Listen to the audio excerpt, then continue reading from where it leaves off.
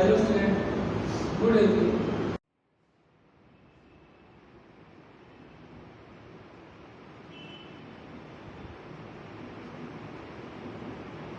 तो आज हम पढ़ रहे हैं फर्स्ट का सब्जेक्ट है अपना रेडियोग्राफी।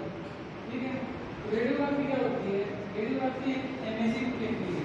इमेजिंग टेक्निक है जिसके द्वारा अपन क्या करते हैं, किसी भी ह्यूमन बॉडी के इंटरनल पार्ट के ना इमेज प्राप्त करते हैं। ठीक है, तो इसमें नाम आया है रेडियो और ग्राफी। तो रेडियो का मतलब क्या है? यहाँ पर रेडिएशन, और ग्राफी का मतलब आप क्या मान सकते हो कि इमेज। तो रेडिएशन से अपन क्या प्राप्त करते हैं कि इमेज प्राप्त करते हैं। जैसे ये मान लो कोई रेडिएशन है, तो बात आती है कि रेडिएशन क्या है। तो रेडिएशन इसमें क्या होती है? एक्स-रेज और गामा रेज होती है। ठीक है, आयनिक नॉन आयनिक ये अपन आगे जाके इसके बारे में पढ़ेंगे।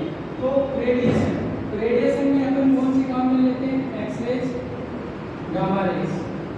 ठीक है, तो एक्स-रेज और गामा रेज का यूज अपन इसके लिए करते हैं किसी भी बॉडी पार्ट। ये मान लो कोई क्या है? बॉडी पार्ट है। तो इस बॉडी पार्ट से जो कि क्या है, एक ओपेक ऑब्जेक्ट है। ओपेक का मतलब क्या होता है? अपारदर्शी होता है। ठीक है, तो इस ऑब्जेक्ट को अपन ऐसे नॉर्मल वे से अपन है ना इसके इंटरनल पार्ट को नहीं देख सकते। तो इसके लिए क्या करेंगे? एक्स-रेज और गामा रेज को इसके अंदर से पेनिट्रेट करेंगे। तो पेनिट्रेट करने से अपन को एक इमेज प्राप्त होगी। वो इमेज किस पे प्राप्त होगी? वो आगे अपन पढ़ेंगे किस पे प्राप्त होती है। रेडियोग्राफिक इंस्ट्रूमेंट होते हैं। इंस्ट्रूमेंट क्या हो सकते हैं? आपकी कैसेट हो सकती है या इमेज रिसेप्टर हो सकता है। ठीक है, उसकी उस ऑब्जेक्ट पर अपन को एक इमेज प्राप्त होती है। उस इमेज को अपन बोलते हैं रेडियोग्राफ। क्या बोलते हैं? रेडियोग्राफ बोलते हैं उसको। ठीक है, तो रेडियोग्राफी क्या है? रेडिएशन के द्वारा इंटरनल बॉडी ऑब्जेक्ट के इमेज प्राप्त करना क्या होती है? रेडियोग्राफी कहलाती है। ठीक है, अपन आज पढ़ेंगे रेडियोग्राफी के अंदर कि रेडियोग्राफी क्यों किस प्रकार से किए जाते हैं। जैसे चेस्ट का एक्सरे हो गया, स्कल के एक्सरे हो गए, तो अपन उनको किन तरीकों से करेंगे। तो उसके अंदर उसकी स्टडी किसके अंदर होती है? रेडियोग्राफी के अंदर होती है। तो ये अपन देखेंगे इसके अंदर। तो इसमें सबसे पहले बात आती है इसकी टर्मिनोलॉजी की बात। अब ये नाम आ गया कि टर्मिनोलॉजी क्या होती है। तो आप कोई लेसन पढ़ रहे हो लेसन, तो उसमें कुछ स्पेसिफिक वर्ड होते हैं। तो उन स्पेसिफिक वर्ड का एक उनका अलग से है ना उनका मीन होता है जो टर्म के रूप में अपन यूज में लेते हैं। जैसे टर्म का मतलब क्या है? वर्ड होते हैं। जो वर्ड अपन के सिर्फ रेडियोग्राफी में चलेंगे, स्पेसिफिक वर्ड होते हैं। ठीक है, तो उनको अपन जानने के लिए पहले उनकी अपन को क्या पढ़नी पड़ेगी? टर्मिनोलॉजी पढ़नी पड़ेगी। ठीक है, तो टर्मिनोलॉजी किसकी पढ़ेंगे अपन? होल बॉडी की। इसकी होल बॉडी की ये अपन की जो स्ट्रक्चर है, पूरी स्ट्रक्चर है, इसको रेडियोग्राफी में अलग अलग नाम से बुलाया जाता है। उस अलग अलग नाम को अपन क्या बोल रहे हैं? टर्मिनोलॉजी बोल रहे हैं। सीधी सी बात है। ठीक है, तो इसके अंदर क्या क्या चीजें आती है? टर्मिनोलॉजी के अंदर क्या क्या चीजें आएगी? पहले आएगी आपकी एनाटॉमिकल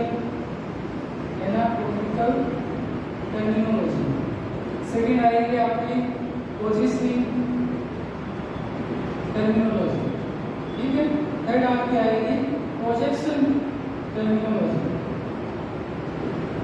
एनाटॉमिकल, पोजिशनिंग और प्रोजेक्शन टर्मिनोलॉजी। अब आपके लिए तो ये नाम बहुत ही ना अलग से होंगे। ठीक है, लेकिन आप इनके बारे में पढ़ेंगे। पहले क्या है? Anatomical terminology. एनाटॉमिकल टर्मिनोलॉजी का मतलब क्या होता है?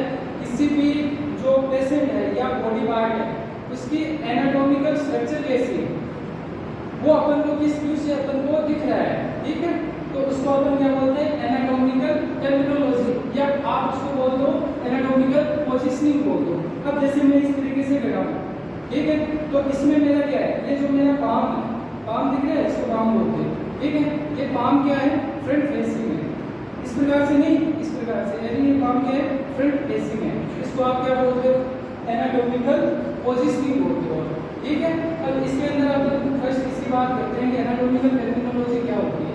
ये सभी पेशेंट की है ना, पेशेंट के बारे में बताया गया कि पेशेंट आपको किस प्रकार से दिखाई दे रहा है। आप एक्सरे करने जाओगे, आपको बोल दिया चेस्ट एपी, तो यहाँ पर आपके नाम आ गया कि चेस्ट, तो आपको बताएंगे चेस्ट होता है। एपी क्या होता है?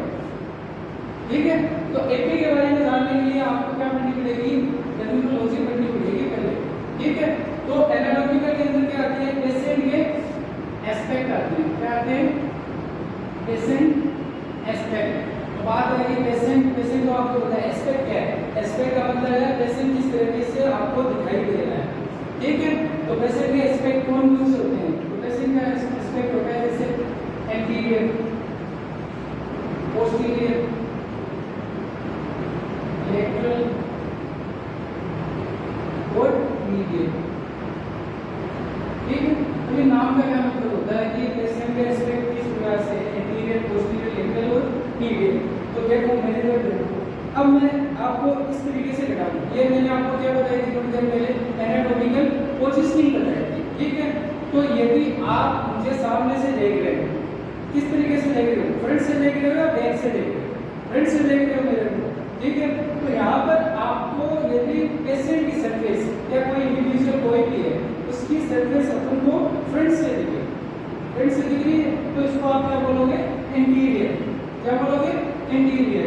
और उसका एस्पेक्ट कौन सा, उसका वो खड़ा किस तरीके से, एंटीरियर तरीके से खड़ा है, तो उसको आप क्या बोलोगे, एंटीरियर एस्पेक्ट। अब दूसरी बात आती है पोस्टीरियर, इसका उल्टा हो गया, उल्टा का मतलब क्या है, आपको पेशेंट या सरफेस किस तरीके से दिख रही है, बैक के द्वारा, ये क्या है, बैक हो गई, तो इसको आप क्या बोल सकते हो, पोस्टीरियर एस्पेक्ट, सिंपल सी बात है। अब तीसरी बात आती है लेटरल, आगे का हो गया, पीछे का हो गया, ये जो मैंने किया है साइड है, इसको क्या आप बोलते हो, साइड। यदि आपको ह्यूमन बॉडी स्ट्रक्चर या कोई इंडिविजुअल आपको साइड से भी हो रहा है, साइड से दिखाई दे रहा है, तो इसको आप क्या बोलोगे, लेटरल। तीनों की बात होगी। अब लास्ट में क्या है, मीडियल।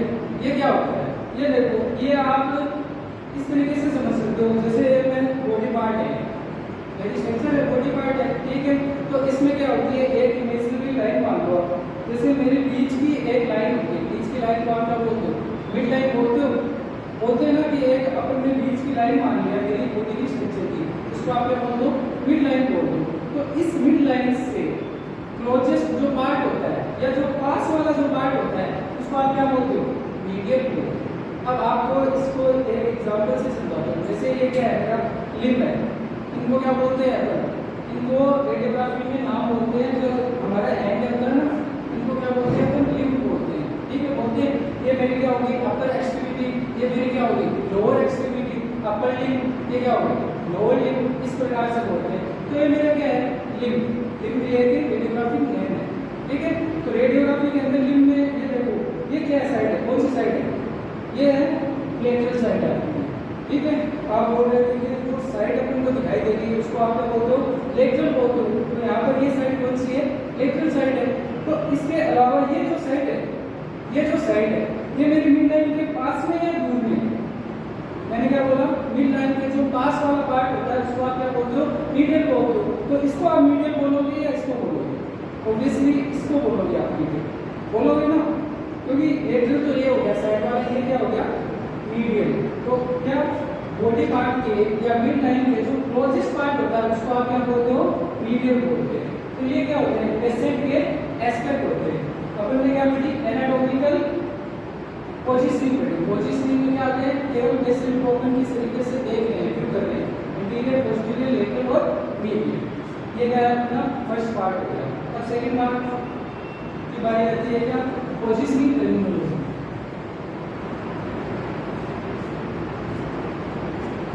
सेकंड क्या अपना पोजीशनिंग टर्मिनोलॉजी।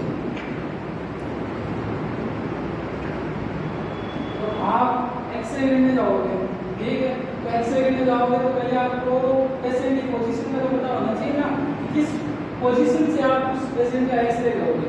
क्यों, क्योंकि हमारी बॉडी है कॉम्प्लिकेटेड है, अपन को पता है कि इसमें बहुत कॉम्प्लिकेटेड स्ट्रक्चर है। आप ऐसे तो जाके एक्सरे नहीं कर सकते, ठीक है। ऐसे एक्सरे करते हैं तो उसका डायग्नोस करने के लिए ना बहुत सारी गलतियां मिलेगी, आपको मिलेगी ना, तो इसके लिए आप क्या करोगे, सही तरीके से पोजीशनिंग लगाओगे।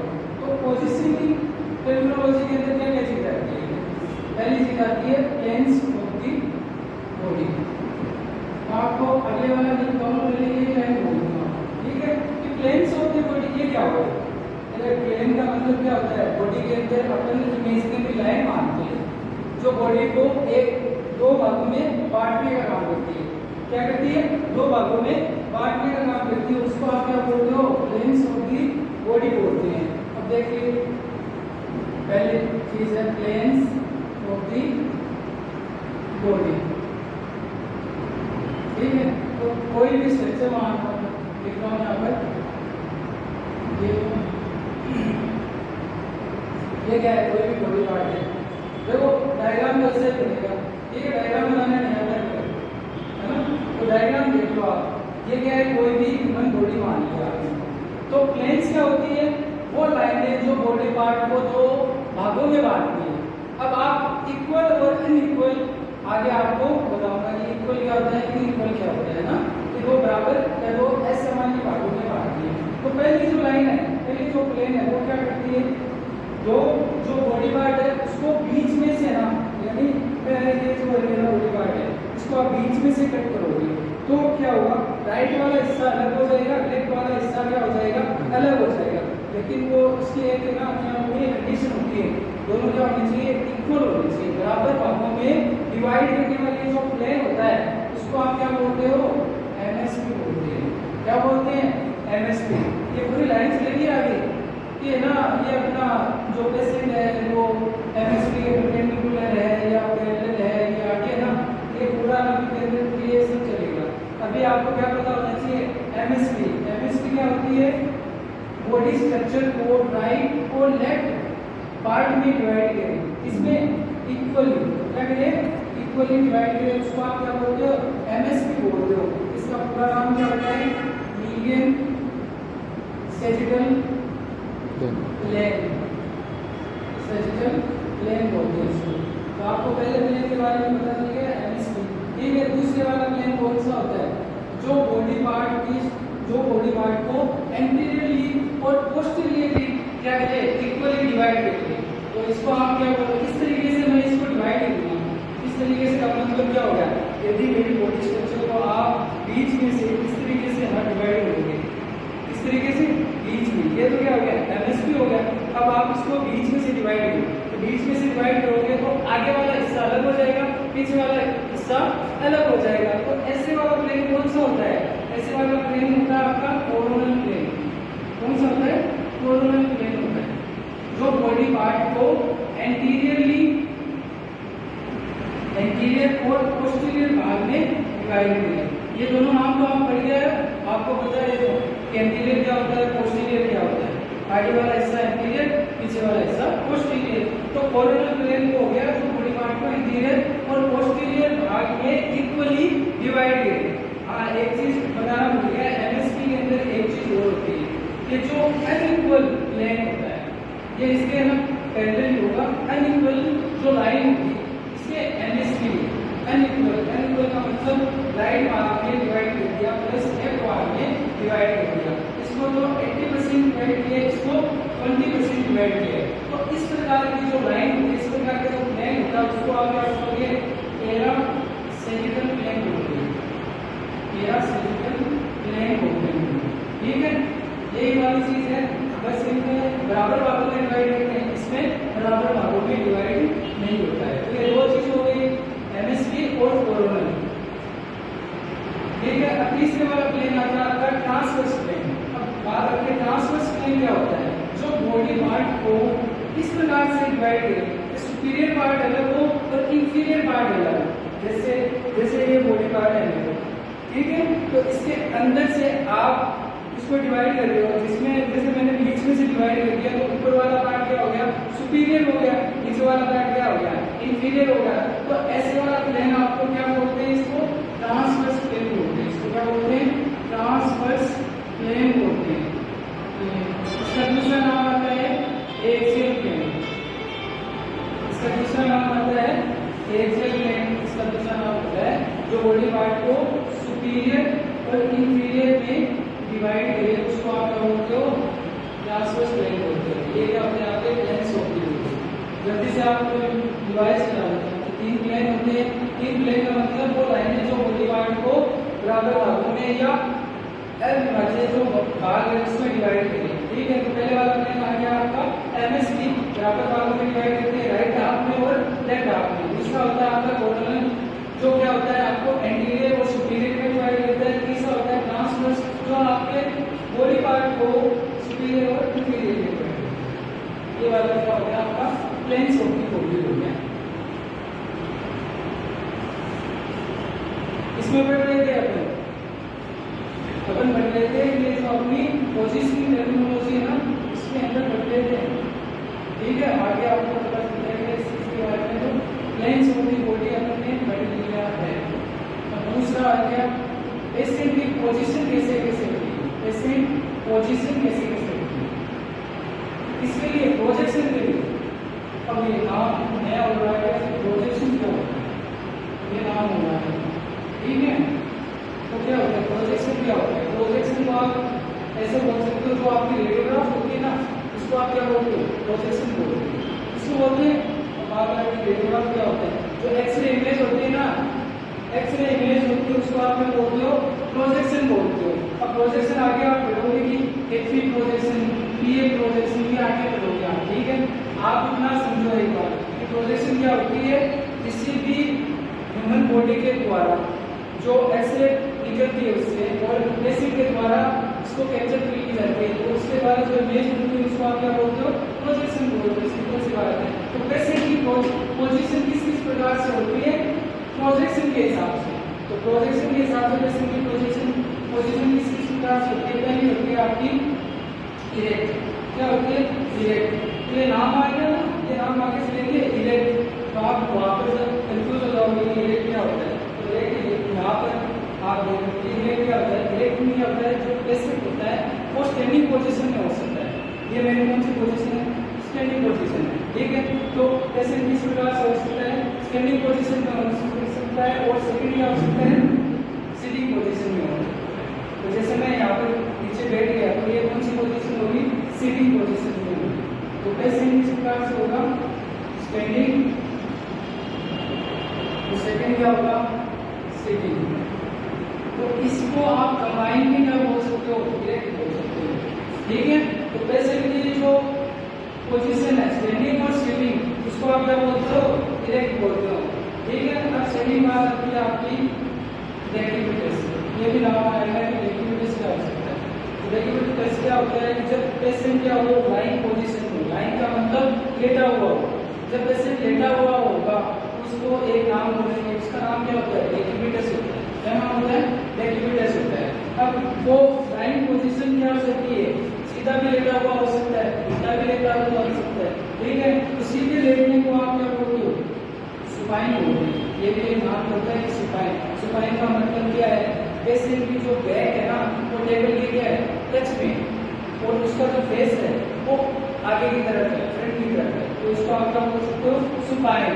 और दूसरा नाम आता है प्रोन। ये प्रोन नाम क्या होता है कि जब पेशेंट क्या है, उल्टा लेटा हुआ है, उसकी जो फेस है वो टेबल की तरफ है, उसको आप क्या बोलते हो, प्रोन बोलते हैं। डेक्यूबिटस किसे कहते हैं, जब पेशेंट सुपाइन या प्रोन जैसे भी हो, लाइन पोजीशन में हो, तो उस चीज को आप क्या बोलोगे, डेक्यूबिटस बोलोगे। और इसमें एक तीसरा नाम हो जाता है सेमी रिकम्बेंट। ये नाम आता है, ये नाम क्या आता है कि ये इस प्रकार की पोजीशन है जिसमें न तो पेशेंट इरेक्ट है और न ही पेशेंट क्या है, डेक्यूबिटस है। तो इस प्रकार की जो पोजीशन होगी वो कौन सी होगी, सेमी रिकम्बेंट होगी।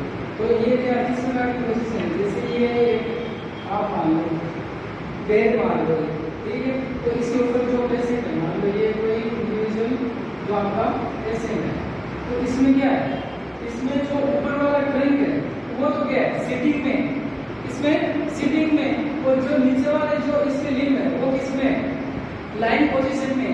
ठीक है, तो इस पोजीशन को आप क्या बोलते हो, सेमी रिकम्बेंट। क्या समझ में आ गया क्या है? तीन चीजें बताइए कि इरेक्ट, डेक्यूबिटस और सेमी रिकम्बेंट। तो इरेक्ट वाला आपको पता चल गया, स्टैंडिंग और सिटिंग वाली। डेक्यूबिटस को क्या बोलते हैं, सुपाइन और प्रोन लाइन, इसको क्या बोल सकते हो आप, लाइन पोजीशन होती है। ठीक है, ये क्या होगी, position of the patient for various projection. Projection के लिए पेशेंट की पोजीशन किस किस प्रकार से लगाई जाती है, ये चीज होती है।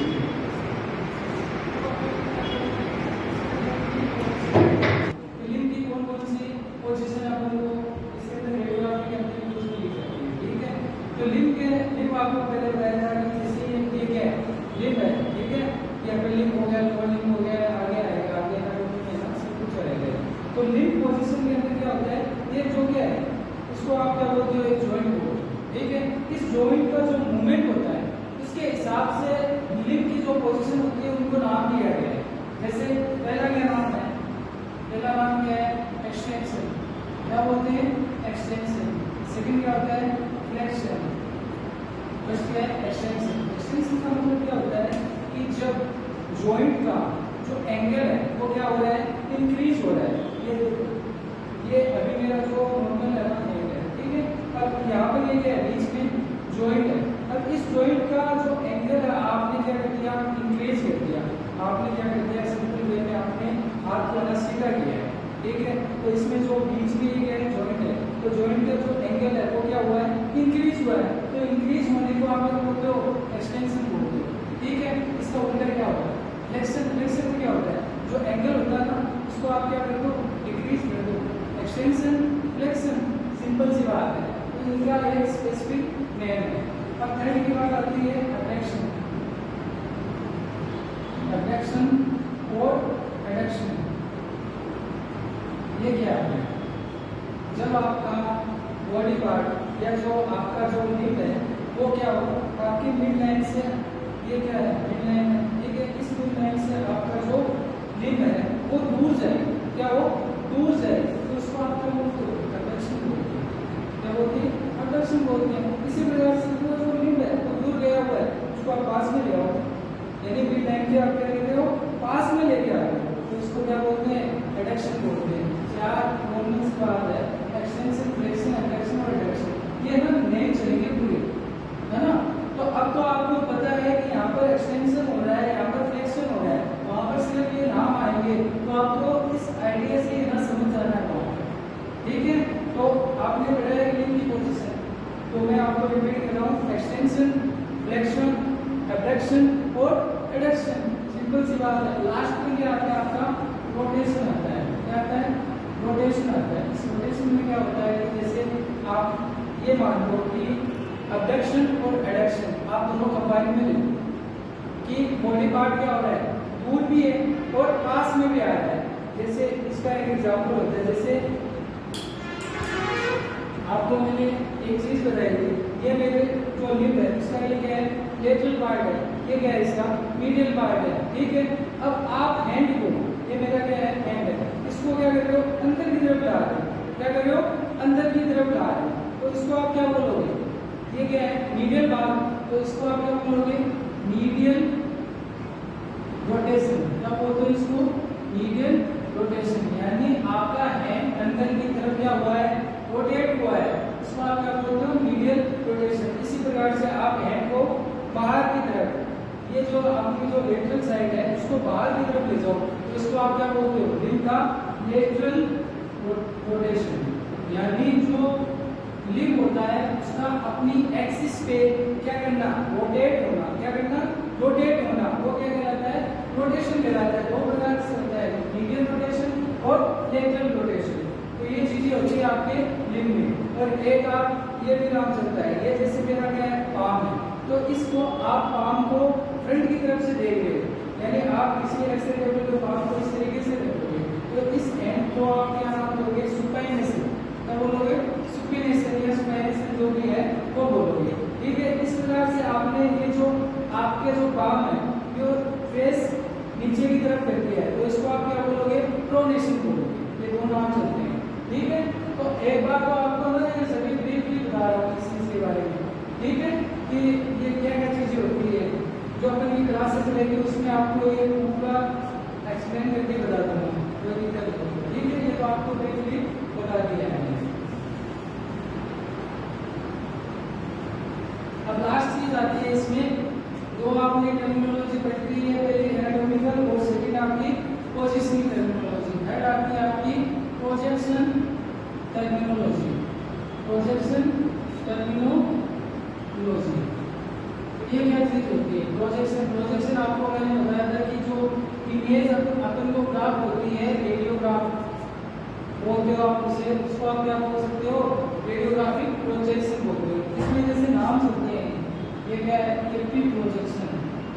तो आपको देखिए मतलब एपी प्रोजेक्शन क्या होती है। ए और बी का तो आपको पता होगा, ए और बी तो पढ़ गया है होगा कि ए का मतलब क्या होता है, इंटीरियर होता है, बी का मतलब क्या होता है, पोस्टीरियर होता है।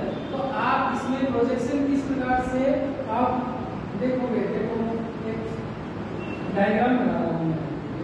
इस प्रकार से कोई डायग्राम है और इसमें आपका क्या है, ये आपकी क्या है, आपकी एक्सरे ट्यूब है। ये क्या आपकी एक्सरे ट्यूब है। अब एक्सरे ट्यूब से क्या आ रही है, एक्सरे बीम आ रही है। ये आपका क्या है, जो इमेज रिसेप्टर होते हैं जिसके ऊपर आप कैप्चर करते हो उसको इमेज हो, तो इसको आप अभी क्या बोल रहे हो, कैसे बोल रहे हो कि आप ये कैसे है। तो ये क्या हो गया, बॉडी पार्ट होता है। अब इसको मान लो कि बॉडी पार्ट का ये क्या कौन सा भाग है, एंटीरियर भाग है, यानी ये आगे वाला भाग है। तो ये क्या है, पोस्टीरियर भाग है। तो जब क्या हो, एक्सरे ट्यूब से एक्सरे, जब एक्सरे ट्यूब से एक्सरे क्या हो, एंटीरियरली पेशेंट के अंदर इमर्ज हो, इमर्ज नहीं सॉरी इंसिडेंट, क्या बोलते हैं, इंसिडेंट। ठीक है, जब एक्सरे बीम पेशेंट के एंटीरियर भाग से इंसिडेंट हो तो उसके बॉडी पार्ट से निकल के पोस्टीरियर भाग से क्या हो, इमर्ज हो जाए। इमर्ज ये दो नाम चलेंगे, ये नाम याद हो लेना कि जहाँ पर इंसिडेंट हो रहा है। इंसिडेंट का मतलब क्या होता है, अपने जो बॉडी पार्ट में एक्सरे बीम क्या हो रही है, आ रही है। इमर्ज का मतलब क्या हो रहा है, अपनी बॉडी पार्ट से एक्सरे बीम क्या हो रही है, बाहर निकल रही है। इसको आप क्या बोलते हो, इंसिडेंट और इमर्ज बोलते हो। तो एक्सरे बीम जब अपन के एंटीरियर भाग से इंसिडेंट हुई और अपनी बॉडी पार्ट से क्या हुई, पास हो गई और इमर्ज होकर पोस्टीरियर भाग से निकली, तो आप इसको क्या बोलोगे, क्या बोलोगे, इसको आप एपी प्रोजेक्शन बोलोगे। क्या बोलोगे, एपी प्रोजेक्शन बोलोगे। ठीक है, तो ये क्या होती है, प्रोजेक्शन होती है। प्रोजेक्शन में केवल ये चीजों का ध्यान रखना है, एक तो अपनी जो एक्सरे ट्यूब से एक्सरे बीम किस वे से पेशेंट के अंदर जा रही है, ठीक है। दूसरा क्या है, वो बाहर कैसे निकल रही है, ये भी आपको पता होना चाहिए। तीसरा आपके प्लेन का, क्या प्लेन का, ये जैसे बॉडी पार्ट है तो इसकी जो बीच वाली लाइन होती है उसको आप क्या बोलते हो, बीच वाली जो लाइन होती है उसको क्या बोलते हो, एमएसपी बोलते हो। तो एमएसपी से यदि पैरेलल या परपेंडिकुलर, ये आपको आगे का पता लगेगा कि पैरेलल क्या होता है। पैरेलल क्या होगा, इस लाइन के बराबर में यदि कोई भी एक्सरे बीम जा रही है तो उसको आप क्या बोलोगे, पैरेलल बोलोगे। यदि हॉरिजॉन्टली इस प्रकार से जा रही है तो आप एमएसपी के क्या हो गया, परपेंडिकुलर हो गया। तो ये सब चीजें प्रोजेक्शन क्या होती है, प्रोजेक्शन में अपन ने पढ़ी है एपी प्रोजेक्शन। ठीक है, इसी प्रकार से पीए होती है। पीए में क्या होगा, इसका उल्टा अगर तो यहाँ पर पोस्टीरियर पार्ट हो गया तो यहाँ पर एंटीरियर पार्ट हो गया। तो ये चीजें होती है। तो अपन ने आज तो सिर्फ ना इसको ब्रीफली पढ़ा है। ठीक है, आगे क्लास में इसको ना पूरा देखेंगे। एक आपको आइडिया भी लग जाएगा कि रेडियोग्राफी क्या है, क्या इसमें टर्म यूज में लिए जाते हैं, तो आपको मैंने अपनी तरफ से ब्रीफली बताया। ठीक है,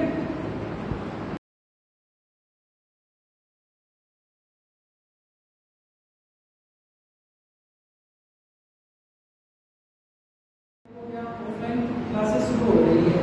ठीक है, तो इसके अंदर अपन ये पूरा पढ़ेंगे कि रेडियोग्राफी क्या होती है, रेडियोग्राफी के अंदर कौन कौन से व्यूज होते हैं, आपको एकदम से क्या हो जाएगा, क्लियर हो जाएगा। ठीक है, क्योंकि डीआरटी ऐसे तो होती नहीं है। ठीक है ना, डीआरटी को पढ़ने के लिए आपको डीपली इसको पढ़ना पड़ेगा, रेडियोग्राफी को पढ़ना पड़ेगा। रेडियोग्राफी आपकी है ना पूरी डीआरटी का बेस है, ये मान के चलो। क्योंकि आगे भी आप जहाँ कहीं भी काम करने जाओगे ना तो वहाँ पर भी आपको रेडियोग्राफी ही मिलेगी। ठीक है, तो मैं आपको आज तो सिर्फ डेमो क्लास दे रहा हूँ, आगे अपन इसके बारे में पूरा 2 तारीख को ऑफलाइन में अपन कंटिन्यू करेंगे।